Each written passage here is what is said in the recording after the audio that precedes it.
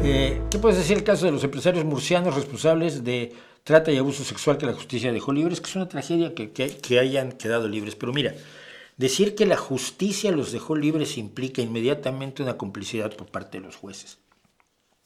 El punto aquí es que la justicia fue lenta. Una de las características fundamentales que debe tener un sistema de justicia para ser justo, precisamente, es ser expedito, ser pronto y expedito. No pueden pasar años con un proceso tal que en un momento dado pues, prescriban los delitos, porque los delitos prescriben porque así está establecido en las leyes, no porque se les ocurra a los jueces una mañana que se levantaron de mal humor o que vieron una mariposa muy fea. Entonces, la justicia se vio obligada a dejarlos libres por el tiempo que había transcurrido desde que ocurrieron las cosas. Obviamente es aterrador, es terrible, es gravísimo. Mismo caso de lo que está pasando con Evo Morales, mismo caso de lo que está pasando en Estados Unidos con el caso de Puff Daddy, que también le llaman Diddy, no me acuerdo cómo se llama el tipo, que era un rapero que se convirtió en una enorme fuerza dentro de la producción musical y que pues tenía aficiones sexuales, digamos, de lo más variadas, tan variadas que afectó a menores de edad, según todos los datos que ha reunido la justicia estadounidense. Y el problema es que hay muchísima gente que puede estar implicada, como fue el caso también de Epstein, el señor empresario financiero, que pues finalmente se suicidó se dice que se suicidó, yo tampoco sé si es cierto, ¿no?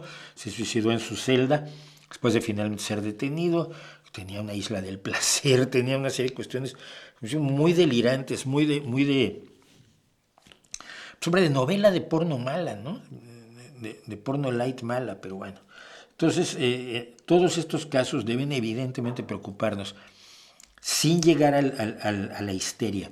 Se genera en muchas ocasiones la histeria por los niños, porque son lo que más nos preocupa y es razonable, es lógico.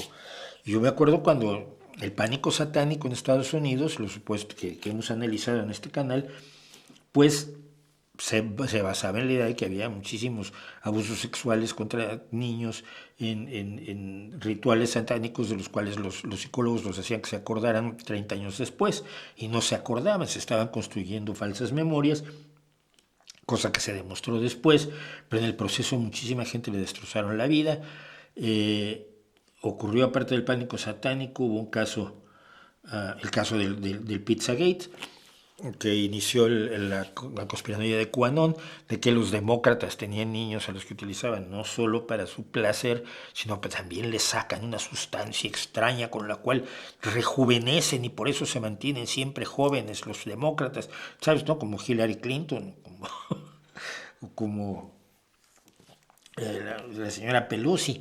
Es una estupidez, pero es una forma demagógica de usar algo que debe ser una preocupación absolutamente real. Yo espero que el melón que se abra con Didi, ya que en España no se pudo abrir con estos empresarios murcianos, que el melón que se abra con Didi toque a todos los que tiene que tocar, porque mira, si tú participaste, eres un delincuente de los más brutales y despreciables del mundo, porque no hay nada peor que abusar de alguien que es más débil que tú, y sobre todo si es un niño, y es lo que me molesta más del accionar de la Iglesia Católica en este terreno.